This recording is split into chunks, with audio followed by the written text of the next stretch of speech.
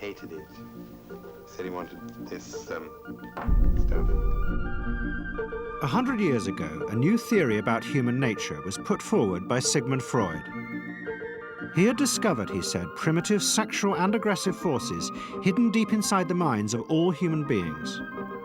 Forces which, if not controlled, led individuals and societies to chaos and destruction. This series is about how those in power have used Freud's theories to try and control the dangerous crowd in an age of mass democracy. At the heart of the story is not just Sigmund Freud, but other members of the Freud family.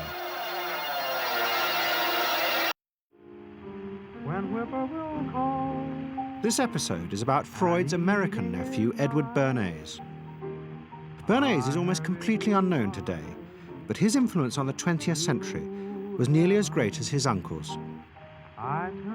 Because Bernays was the first person to take Freud's ideas about human beings and use them to manipulate the masses.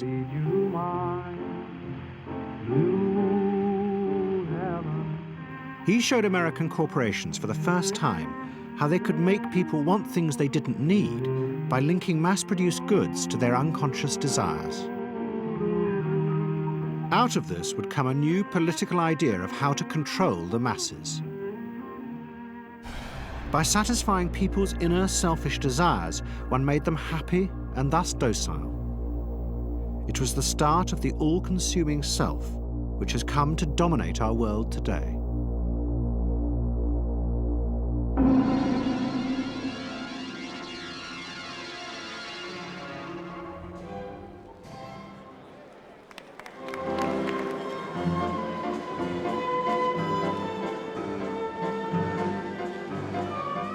Freud's ideas about how the human mind works have now become an accepted part of society, as have psychoanalysts. Every year, the psychotherapist's ball is held in a grand palace in Vienna. This is the psychotherapy ball. Psychotherapists come, some advanced patients come, or former patients come, and many other people, friends, but also people from the Viennese society who like to go to a nice, elegant, comfortable ball.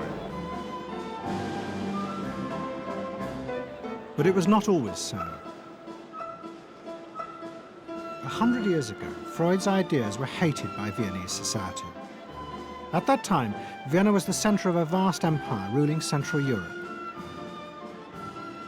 And to the powerful nobility of the Habsburg court, Freud's ideas were not only embarrassing, but the very idea of examining and analyzing one's inner feelings was a threat to their absolute control.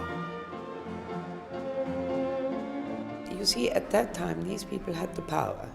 And of course, you just were not allowed to show your bloody feelings. I mean, you just couldn't.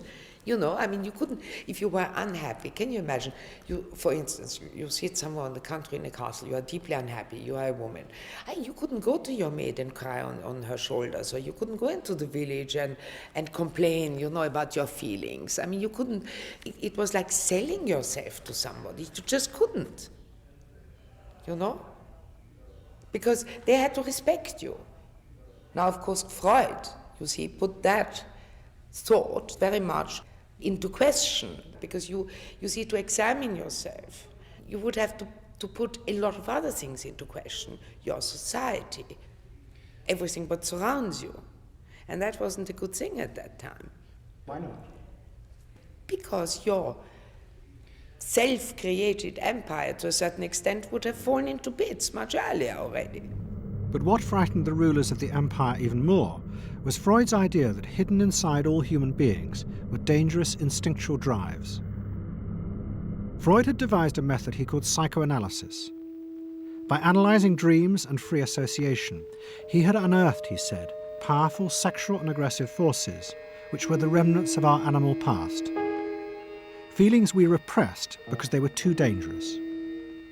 Freud devised a method for exploring a hidden part of the mind, which we nowadays call the unconscious, which is a part that is totally unknown to our consciousness, that there exists a barrier in all our minds which prevents these hidden and unwelcome impulses of the unconscious from emerging.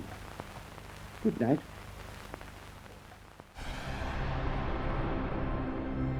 In 1914, the Austro-Hungarian Empire led Europe into war. As the horror mounted, Freud saw it as terrible evidence of the truth of his findings. The saddest thing, he wrote, is that this is exactly the way we should have expected people to behave, from our knowledge of psychoanalysis. Governments had unleashed the primitive forces in human beings, and no one seemed to know how to stop them.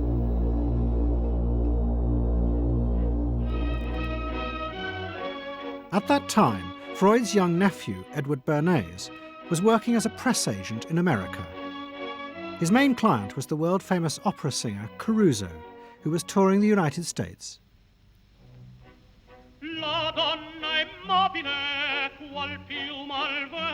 Bernays' parents had emigrated to America 20 years before, but he kept in touch with his uncle and joined him for holidays in the Alps.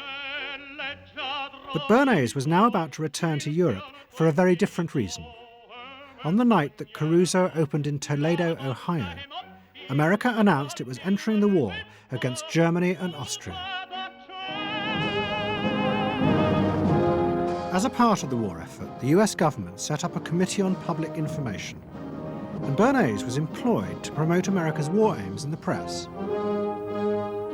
The president, Woodrow Wilson, had announced that the United States would fight not to restore the old empires, but to bring democracy to all of Europe. And Bernays proved extremely skillful in promoting this idea, both at home and abroad. And at the end of the war, he was asked to accompany the president to the Paris Peace Conference. Then, to my surprise, they asked me to go over with Woodrow Wilson to the peace conference. And at the age of 26, I was in Paris for the entire time of the peace conference that was held in the suburb of Paris, and we worked to make the world safe for democracy. That was a big slogan. Wilson's reception in Paris astounded Bernays and the other American propagandists. Their propaganda had portrayed Wilson as a liberator of the people, a man who would create a new world in which the individual would be free. They had made him a hero of the masses. And as he watched the crowds surge around Wilson, Bernays began to wonder whether it would be possible to do the same type of mass persuasion, but in peacetime. When I came back to the United States, I decided that if you could use propaganda for war, you could certainly use it for peace. And propaganda got to be a bad word because of the Germans using it. So what I did was to try to find some other words. So we found the word Council on Public Relations.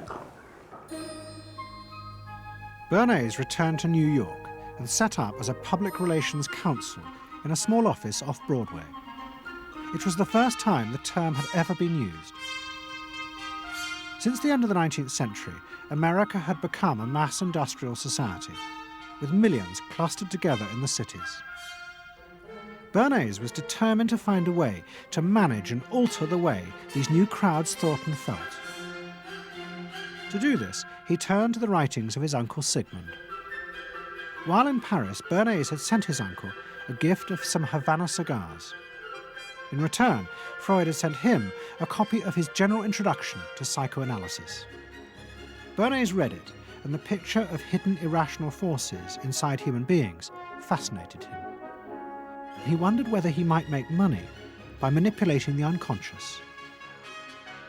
What Eddie got from Freud was indeed this idea that there is a lot more going on in human decision-making, not only among individuals, but even more importantly among groups, than this idea that information drives behavior. And so Eddie began to formulate this idea that you had to look at things that would play to people's irrational emotions And you see, that moved Eddie immediately into a different category from other people in his field and most government officials and managers of the day who thought if you just hit people with all this factual information, they would look at that and say, oh, of course. And Eddie knew that was not the way the world worked. Bernays set out to experiment with the minds of the popular classes. His most dramatic experiment was to persuade women to smoke. At that time, there was a taboo against women smoking, and one of his early clients, George Hill, the president of the American Tobacco Corporation, asked Bernays to find a way of breaking it. He said, we're losing half of our market because men have invoked a taboo against women smoking in public. Can you do anything about that? I said, let me think about it. And then I said, have I your permission to see a psychoanalyst to find out what cigarettes mean to women?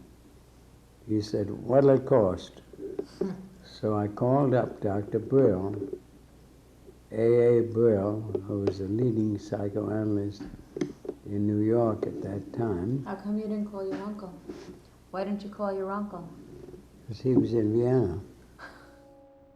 A.A. Brill was one of the first psychoanalysts in America. And for a large fee, he told Bernays that cigarettes were a symbol of the penis and of male sexual power. He told Bernays that if he could find a way to connect cigarettes with the idea of challenging male power, then women would smoke, because then they would have their own penises. Every year, New York held an Easter Day parade to which thousands came. And Bernays decided to stage an event there. He persuaded a group of rich debutantes to hide cigarettes under their clothes. Then they should join the parade, and at a given signal from him, they were to light up the cigarettes dramatically. Bernays then informed the press that he had heard that a group of suffragettes were preparing to protest by lighting up what they called torches of freedom. He knew this would be an outcry, and he knew that all of the photographers would be there to capture this moment. And so he was ready with a phrase, which was torches of freedom. And so here you have a symbol, women, young women, debutantes, smoking a cigarette in public with a phrase that means anybody who believes in this kind of equality pretty much has to support them in the ensuing debate about this, because torches of freedom. I mean, what's on all American coins? It's liberty. She's holding up the torch, you see? And so all of this is there together. There's emotion, there's memory, there's a rational phrase, even though it's using a lot of emotional elements. It's a phrase that works in a rational sense. All of this is together.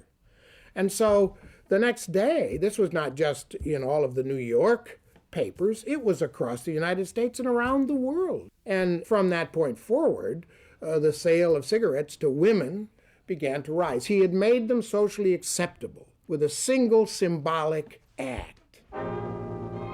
What Bernays had created was the idea that if a woman smoked, it made her more powerful and independent, an idea that still persists today.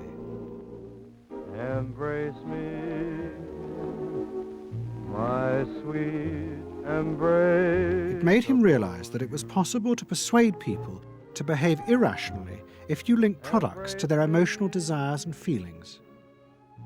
The idea that smoking actually made women freer was completely irrational, but it made them feel more independent. It meant that irrelevant objects could become powerful emotional symbols of how you wanted to be seen by others. Eddie Bernays saw the way to sell product was not to sell it to your intellect, that you ought to buy an automobile, but that you will feel better about it if you have this automobile. I think he originated that idea, that they weren't just purchasing something, but they were engaging themselves emotionally or personally in the product or service. That it's not, you think you need a new piece of clothing, but you'll feel better with the piece of clothing. That was his contribution in a very real sense. We see it all over the place today, but I think he originated the idea of the emotional connect to a product or service. What Bernays was doing fascinated America's corporations. They had come out of the war rich and powerful, but they had a growing worry. The system of mass production had flourished during the war, and now millions of goods were pouring off production lines. What they were frightened of was the danger of overproduction, that there would come a point when people had enough goods and would simply stop buying. Up until that point, the majority of products were still sold to the masses on the basis of need. While the rich had long been used to luxury goods, for the millions of working-class Americans, most products were still advertised as necessities. Goods like shoes, stockings, even cars were promoted in functional terms for their durability. The aim of the advertisements was simply to show people the product's practical virtues, nothing more.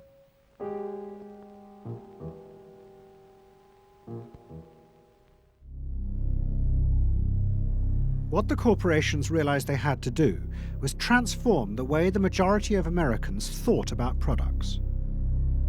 One leading Wall Street banker, Paul Mazur of Lehman Brothers, was clear about what was necessary. "We must shift America," he wrote, "from a needs to a desires culture. People must be trained to desire, to want new things even before the old have been entirely consumed. We must shape a new mentality in America. Man's desires must overshadow his needs." Prior to that time, there was no American consumer. There was the American worker, and there was the American owner, and they manufactured and they saved and they ate what they had to, and the people shopped for what they needed. And while the very rich may have bought things they didn't need, most people did not. And Mazur envisioned a break with that, where you would have things that you didn't actually need, but you wanted, as opposed to needed. And the man who would be at the center of changing that mentality for the corporations was Edward Bernays. Bernays really is the guy within the United States, more than anybody else, who sort of brings to the table psychological theory as something that is an essential part of how, from the corporate side, of how we are going to appeal to the masses effectively. And the whole sort of merchandising establishment and sales establishment is ready for Sigmund Freud. I mean, they are ready for understanding what motivates the human mind. And so that there's this real openness to Bernays' techniques being used to sell products to the masses. Beginning in the early 20s, the New York banks funded the creation of chains of department stores across America. They were to be the outlets for the mass-produced goods, and Bernays' job was to produce the new type of customer. Bernays began to create many of the techniques of mass consumer persuasion that we now live with. He was employed by William Randolph Hearst to promote his new women's magazines, and Bernays glamorized them by placing articles and advertisements that linked products made by others of his clients to famous film stars like Clara Bow, who was also his client. Bernays also began the practice of product placement in the movies, and he dressed the stars at the film's premieres with clothes and jewellery from other firms he represented. He was, he claimed, the first person to tell car companies they could sell cars as symbols of male sexuality. He employed psychologists to issue reports that said products were good for you and then pretended they were independent studies. He organised fashion shows in the department stores and paid celebrities to repeat the new and essential message: you bought things not just for need, but to express your inner sense of yourself to others. There's a psychology of dress. Have you ever thought about it? How it can express your character? You all have interesting characters, but some of them are all hidden. I wonder why you all want to dress always the same, with the same hats and the same coats. I'm sure all of you are interesting and have wonderful things about you, but looking at you in the street, you all look so much the same. And that's why I'm talking to you about the psychology of dress. Try and express yourselves better in your dress. Bring out certain things that you think are hidden. I wonder if you've thought of this angle of your personality. I'd like to ask you some questions. Why do you like short skirts? Oh, because there's more to see. More to see, eh? What good does that do you? What's my answer? It makes you more attractive. It does? In 1927, an American journalist wrote, "A change has come over our democracy. It is called consumptionism. The American citizen's first importance to his country is now no longer that of citizen, but that of consumer." The growing wave of consumerism helped in turn to create a stock market boom. And yet again, Edward Bernays became involved, promoting the novel idea that ordinary people should buy shares, borrowing money from banks he also represented. And yet again, millions followed his advice. He was uniquely knowledgeable about how people in large numbers are going to react to products and ideas and so on. But in political terms, if he were to go out, so I can't imagine that he could get 3 people to stand and listen. Wasn't particularly articulate, was a kind of funny looking, and didn't have any sense of reaching out for people one-on-one. None at all. He didn't think about people in groups of one, thought about people in groups of thousands. So I would have nothing to do with him. Hello? Bernays soon became famous as the man who understood the mind of the crowd. And in 1924, the president contacted him. President Coolidge was a quiet, taciturn man and had become a national joke. The press portrayed him as a dull, humorless figure. Bernays' solution was to do exactly the same as he had done with products. He persuaded 34 famous film stars to visit the White House. And for the first time, politics became involved with public relations. And I lined up these 34 people, and I'd say, "What's your name?" He'd say, "Al Jolson." I'd say, "Mr. President, Al Jolson." Next day, every newspaper in the United States had a front page story. President Coolidge entertains actors at White House. And the Times had a headline which said, "President nearly laughed." And everybody was happy. But while Bernays became rich and powerful in America, in Vienna his uncle was facing disaster. Like much of Europe, Vienna was suffering an economic crisis and massive inflation, which wiped out all of Freud's savings. Facing bankruptcy, he wrote to his nephew for help. Bernays responded by arranging for Freud's works to be published for the first time in America, and began to send his uncle precious dollars, which Freud kept secretly in a foreign bank account. He was Freud's agent, if you will, to get his books published.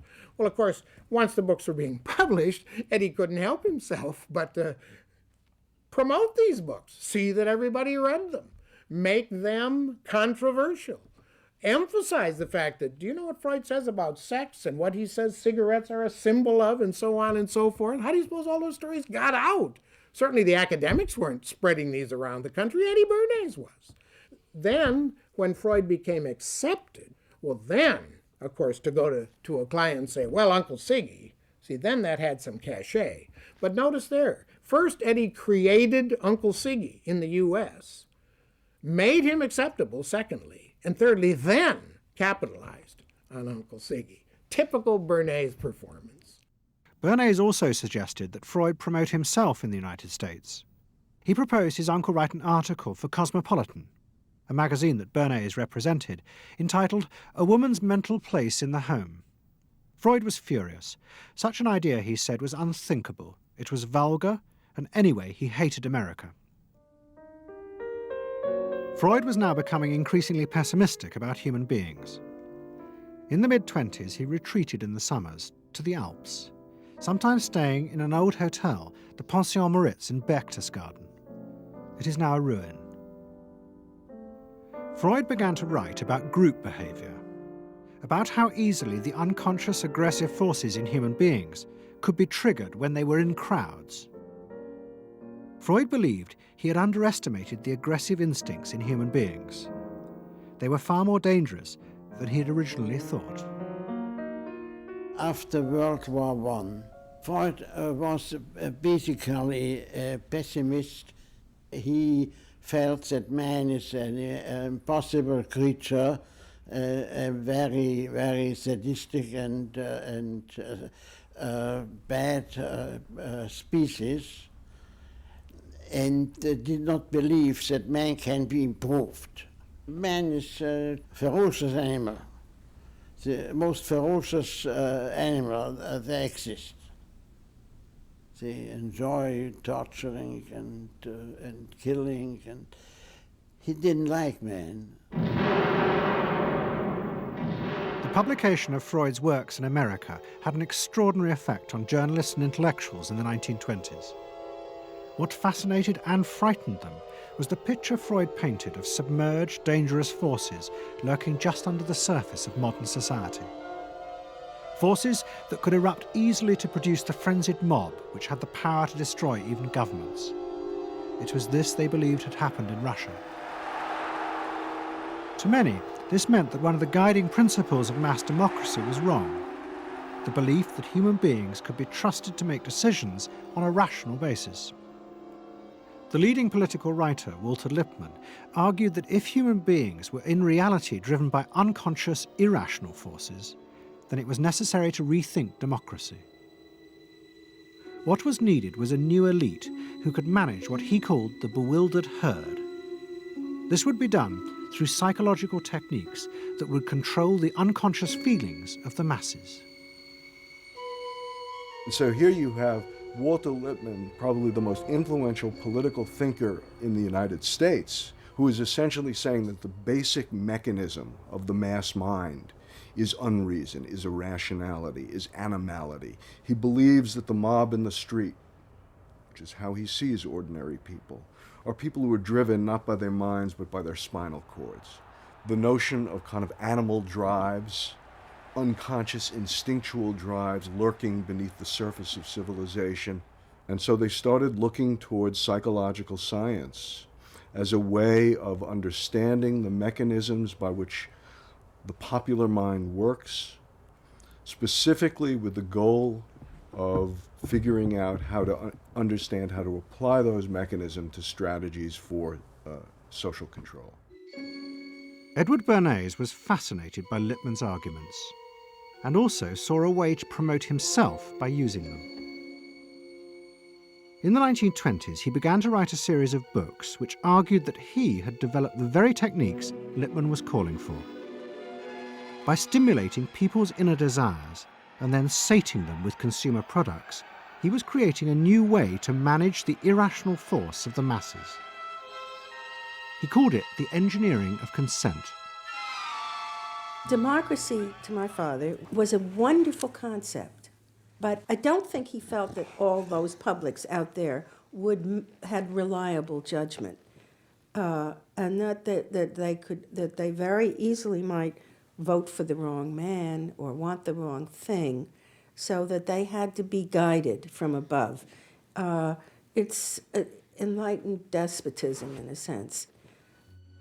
You appeal to their desires and their unrecognized longings, that sort of thing. That you can tap into their deepest desires or their deepest fears and use that to your own purposes. And then, in 1928, a president came to power who agreed with Bernays. President Hoover was the first politician to articulate the idea that consumerism had become the central motor of American life. After his election, he told a group of advertisers and public relations men, "You have taken over the job of creating desire and have transformed people into constantly moving happiness machines. Machines which have become the key to economic progress." What was beginning to emerge in the 1920s was a new idea of how to run mass democracy. At its heart was the consuming self, which not only made the economy work, but was happy and docile, and so created a stable society. Both Bernays and Littman's concept of managing the masses takes the idea of democracy and it turns it into a palliative. It turns it into giving people some kind of feel-good medication that will respond to an immediate pain or an immediate yearning, but will not alter the objective circumstances one iota. I mean, democracy really, the idea of democracy at its heart was about changing the relations of power that had governed the world for so long. And Bernays' concept of democracy was one of maintaining the relations of power, even if it meant that one needed to sort of stimulate the psychological lives of the public. And in fact, in his mind, that was what was necessary. That if you can keep stimulating the irrational self, then leadership can basically go on doing what it wants to do. Bernays now became one of the central figures in a business elite that dominated American society and politics in the 1920s. He also became extremely rich and lived in a suite of rooms in one of New York's most expensive hotels, where he gave frequent parties. Oh my goodness, he had a home in the corner suite of the Sherry Netherland Hotel. And here's this wonderful suite with all these windows looking out on Central Park and across at the plaza and on the square. And he would use this place to hold a soiree. The mayor would come, all the media leaders would come, the political leaders, the business leaders, the people in the arts. I mean, it was a who's who.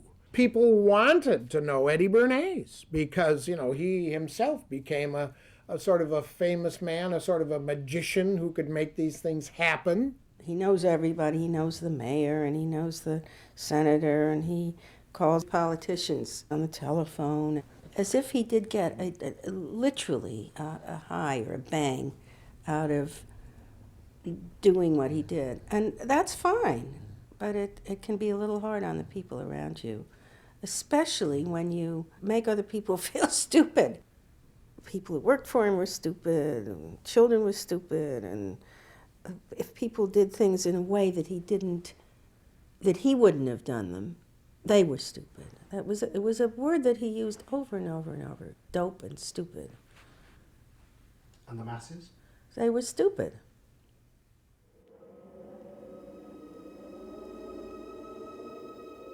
But Bernays' power was about to be destroyed dramatically, and by a type of human irrationality he could do nothing to control. At the end of October 1929, Bernays organised a huge national event to celebrate the 50th anniversary of the invention of the light bulb. President Hoover, the leaders of major corporations, and bankers like John D. Rockefeller were all summoned by Bernays to celebrate the power of American business. But even as they gathered, news came through that shares on the New York Stock Exchange were beginning to fall catastrophically. Throughout the 1920s, speculators had borrowed billions of dollars. The banks had promoted the idea that this was a new era where market crashes were a thing of the past. But they were wrong. What was about to happen was the biggest stock market crash in history. Investors had panicked and begun to sell in a blind, relentless fury that no reassurance by bankers or politicians could halt. And on the 29th of October 1929, the market collapsed.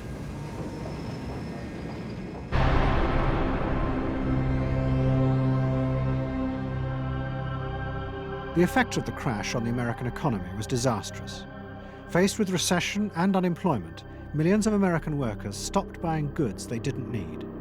The consumer boom that Bernays had done so much to engineer disappeared, and he and the profession of public relations fell from favour. Bernays' brief moment of power seemed to be over.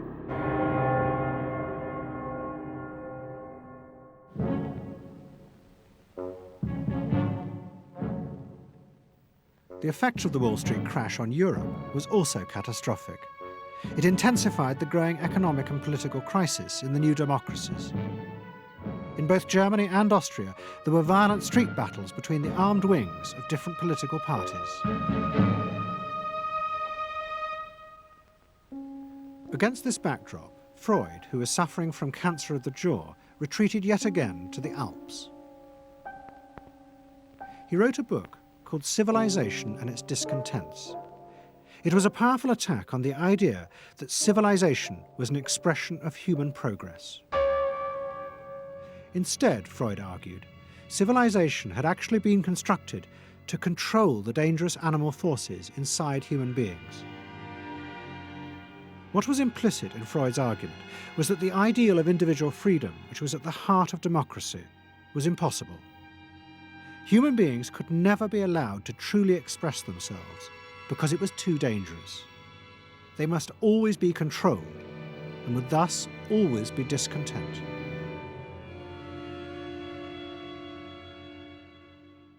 Man doesn't want to be civilized, and he is civilization brings discontent, but it is necessary to survival. Otherwise he couldn't survive. So he must be discontent, because this would be the only way to keep him within limits. But what did Freud think about the idea of the equality of man? He didn't believe in it. We had 32 parties, and Hitler said, before those parties don't vanish, there is no Germany. That's true. You can't have 32 parties, and so they felt this one person will put an end to this comedy. Freud was not alone in his pessimism. Politicians like Adolf Hitler emerged from a growing despair in the 1920s about democracy.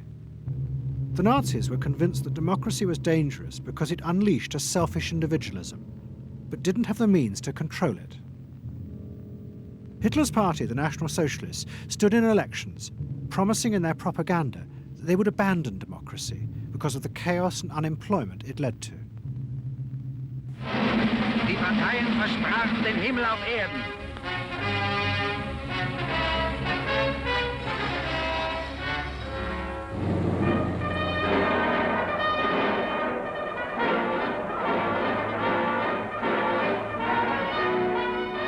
In March 1933, the National Socialists were elected to power in Germany, and they set out to create a society that would control human beings in a different way. One of their first acts was to take control of business. The planning of production would in future be done by the state.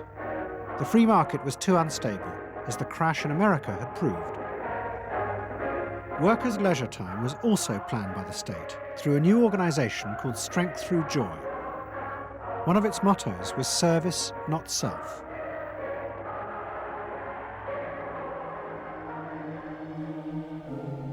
But the Nazis did not see this as a return to an old form of autocratic control. It was a new alternative to democracy, in which the feelings and the desires of the masses would still be central, but they would be channeled in such a way as to bind the nation together. The chief exponent of this was Joseph Goebbels, the Minister of Propaganda. Es mag gut sein, Macht zu besitzen, die auf Gewehren ruht.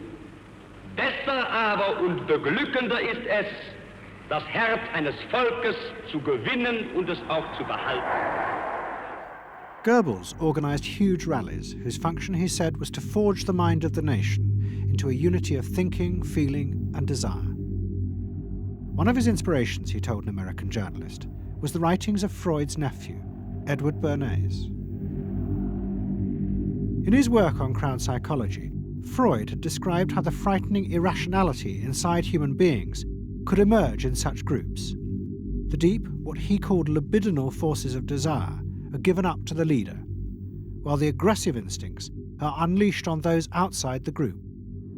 Freud wrote this as a warning, but the Nazis were deliberately encouraging these forces because they believed they could master and control them.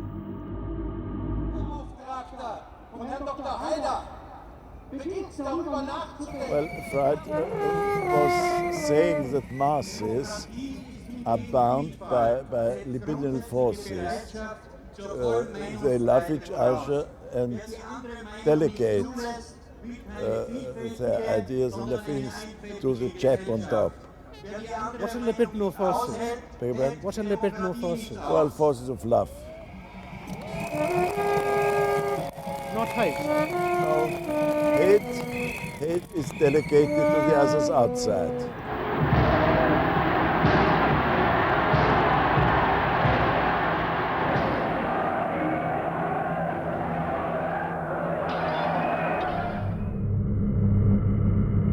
It's the mob.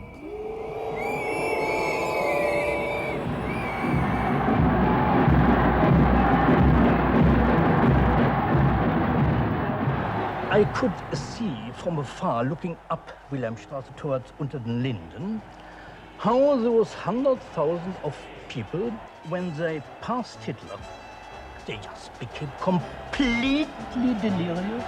They began to shout these cries I will never get out of my ears. Heil, Sieg, Heil. They demented.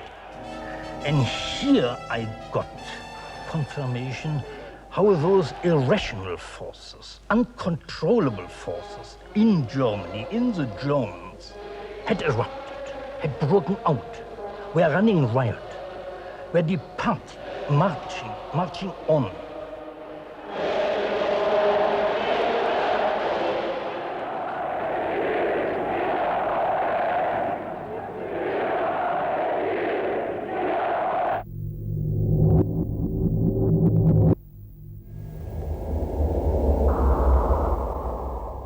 And in America too, democracy was under threat from the force of the angry mob. The effect of the stock market crash had been disastrous. There was growing violence as an angry population took out their frustration on the corporations who were seen to have caused this disaster. Then, in 1932, a new president was elected who was also going to use the power of the state to control the free market. But his aim was not to destroy democracy, but to strengthen it. And to do this, he was going to develop a new way of dealing with the masses.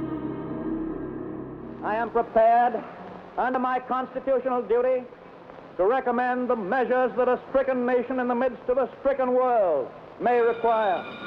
But in the event that the national emergency is still critical, I shall not evade the clear course of duty that will then confront me. I shall ask the Congress for the one remaining instrument to meet the crisis: broad executive power.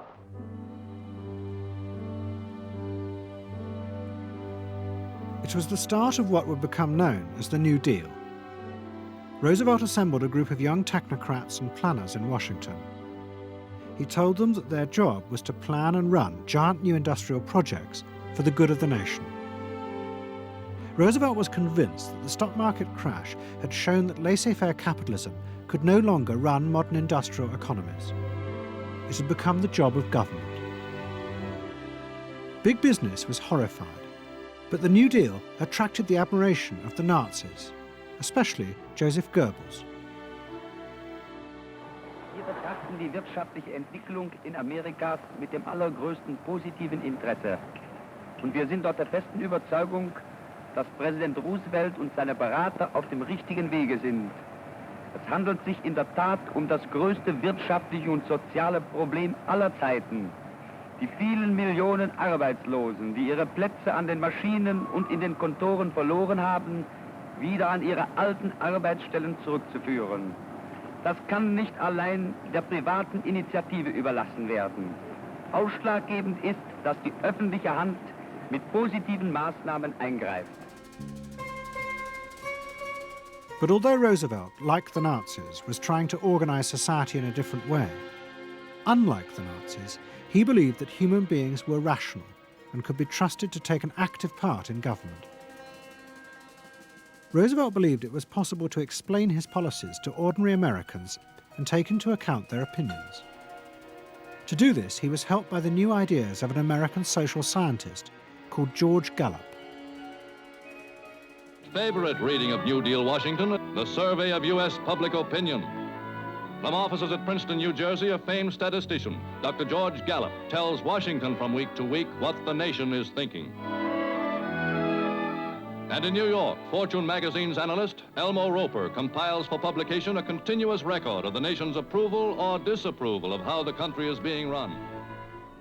Gallup and Roper rejected Bernays' view that human beings were at the mercy of unconscious forces and so needed to be controlled.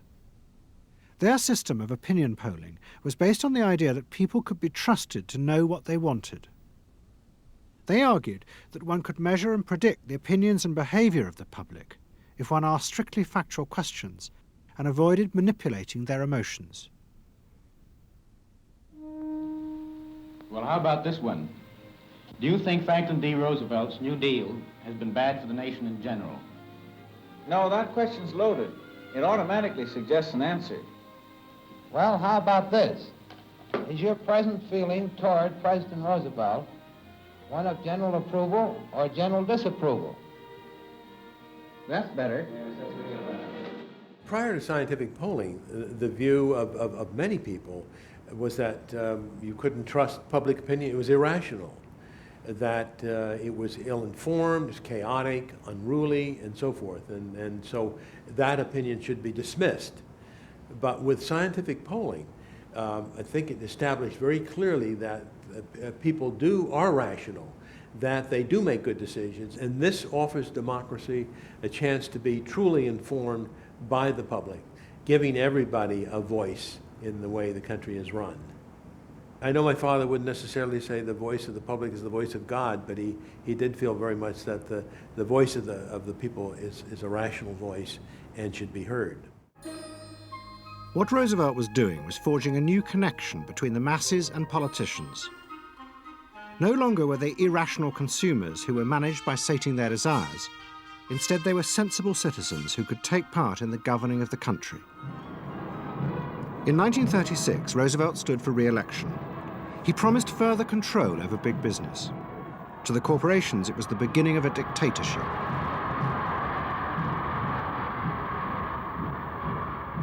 Roosevelt interferes with private enterprise and is running the country into debt for generations to come. The way to get recovery is to let business alone. But Roosevelt was triumphantly re-elected. It looks, my friends, like a real landslide this time. So please let me thank you again and tell you that I hope to see you all very soon and bid you an affectionate good night. Faced with this, business now decided to fight back, to regain power in America. At the heart of the battle would be Edward Bernays and the profession he had invented, public relations. Following that election, business people start to get together and start to carry on discussions, primarily in private, and they start talking to each other about the need to sort of carry on ideological warfare against the New Deal and to sort of reassert the sort of connectedness between the idea of democracy on the one hand and the idea of privately owned business on the other. And so, under the umbrella of an organization which still exists, which is called the National Association of Manufacturers, and whose membership included all of the major corporations of the United States, a campaign is launched explicitly designed to create emotional attachments between the public and big business. It's Bernays' techniques being used on a grand scale. I mean, totally.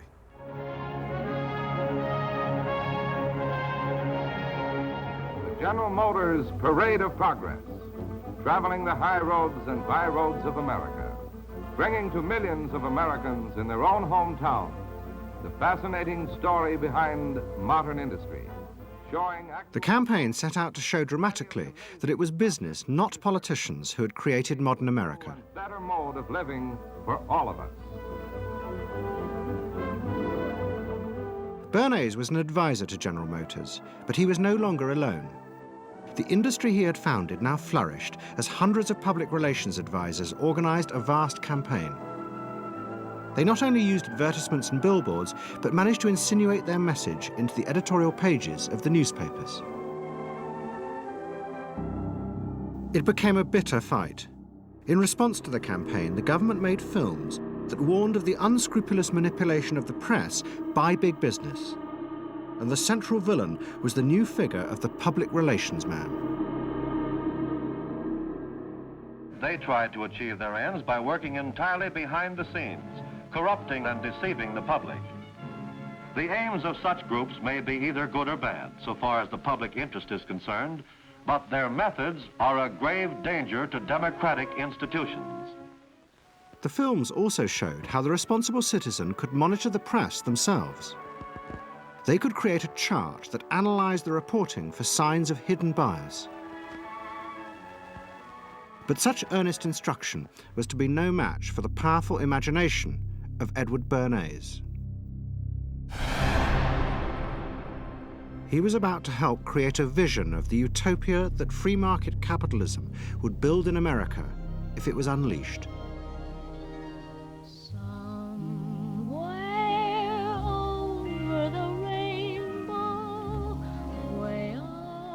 In 1939, New York hosted the World's Fair.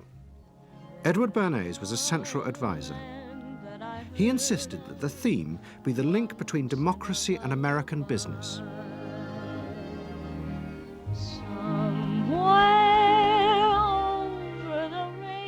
At the heart of the fair was a giant white dome that Bernays named Democracy. And the central exhibit was a vast working model of America's future, constructed by the General Motors Corporation. To my father, the World's Fair was an opportunity to keep the status quo, that is, capitalism, in a democracy. Democracy and capitalism, that marriage, right, linking, just like that.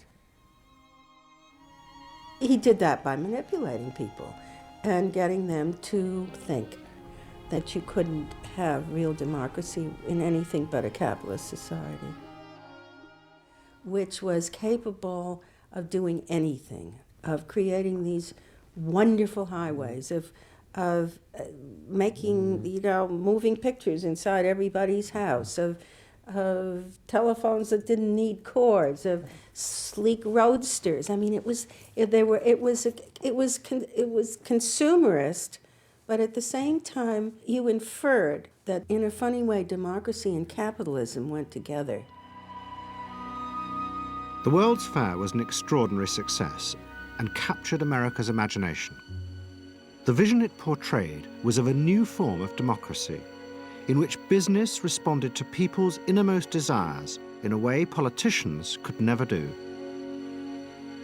But it was a form of democracy that depended on treating people not as active citizens as Roosevelt did, but as passive consumers. Because this, Bernays believed, was the key to control in a mass democracy. It's not that the people are in charge, but that the people's desires are in charge. The people are not in charge. The people exercise no decision-making power within this environment. So democracy is reduced from something which assumes an active citizenry to the idea of the public as passive consumers.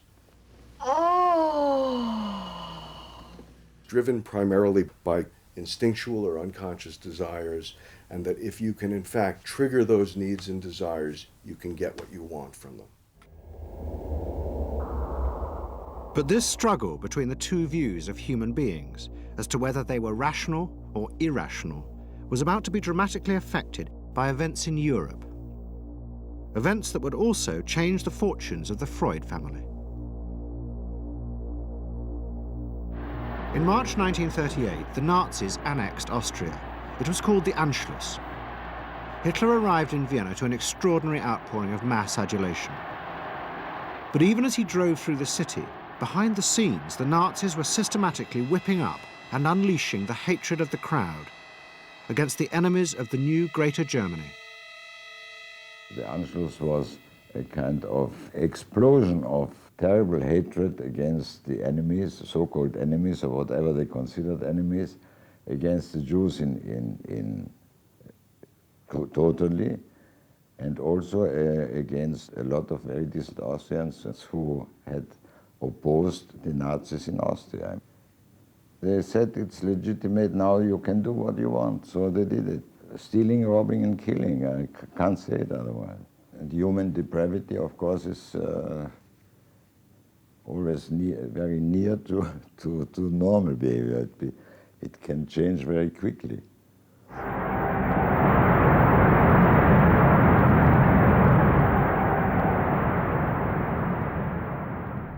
As the violence and assassinations raged in Vienna, Freud decided he had to leave.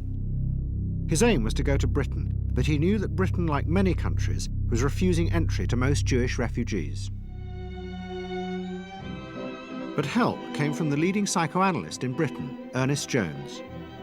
He was in the same ice skating club as the Home Secretary, Sir Samuel Hoare, and Jones persuaded Hoare to issue Freud a British work permit. And in May 1938, Freud, his daughter Anna, and other members of his family set off for London.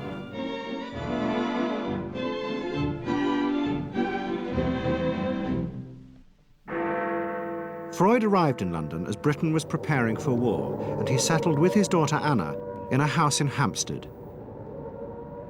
But Freud's cancer was now far advanced, and in September 1939, just 3 weeks after the outbreak of war, he died.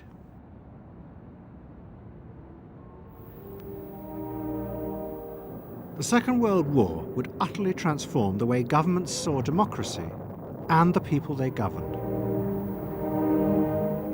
Next week's programme will show how the American government, as a result of the war, became convinced there were savage, dangerous forces hidden inside all human beings, forces that needed to be controlled. The terrible evidence from the death camps seemed to show what happened when these forces were unleashed. And politicians and planners in post-war America would come to believe that hidden under the surface of their own population were the same dangerous forces. And they would turn to the Freud family to help control this enemy within.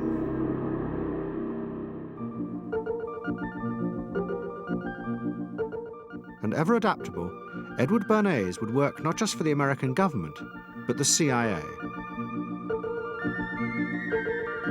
And Sigmund Freud's daughter, Anna, would also become powerful in the United States because she believed that people could be taught to control the irrational forces within them.